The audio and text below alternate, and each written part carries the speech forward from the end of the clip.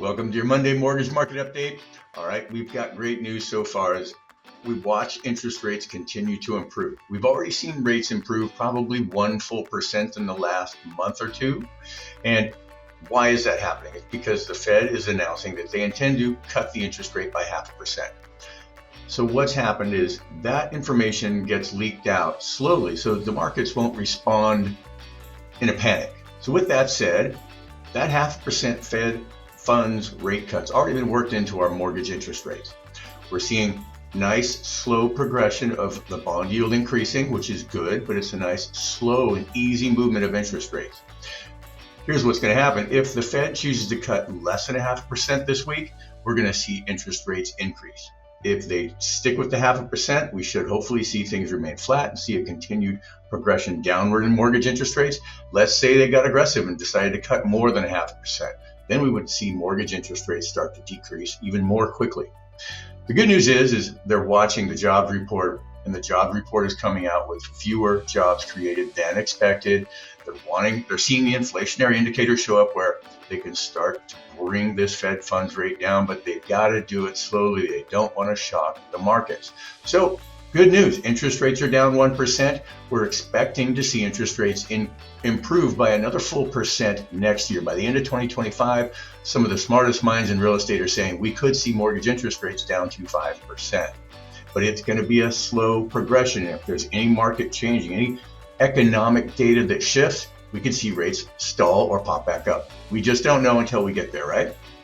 All the news looks good. Let's talk about real estate values. They had a projected 6% as the most aggressive, was like the most optimistic real estate value increase for 2024. Right now we're at 4.73% nationally. That means a $500,000 home that you buy today is going to be worth $20,000 more next year. 5-year projection, you'd see that $500,000 home worth $100,000 more. We see rates continue to come down, and we see people push into the market and see demand increase. That 5% appreciation rate will be very conservative. I would expect to see things get more like 8 to 10% appreciation. So what's the moral of the story? We've been saying it all year.